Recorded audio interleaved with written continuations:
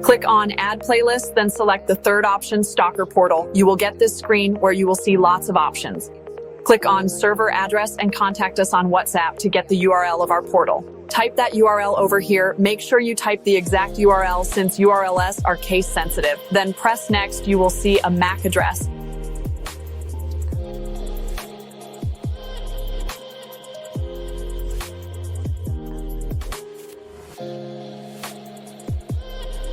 Now wait till the portal reload. It will take a couple of extra seconds. Sometimes you will get an error. In that case, press the back button 2 times. You will be back to add a playlist page. Repeat the steps, retype the same URL, and then click on Next. Then wait.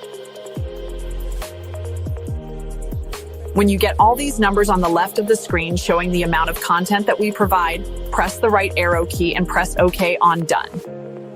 It will take a couple of seconds and you will be good to go.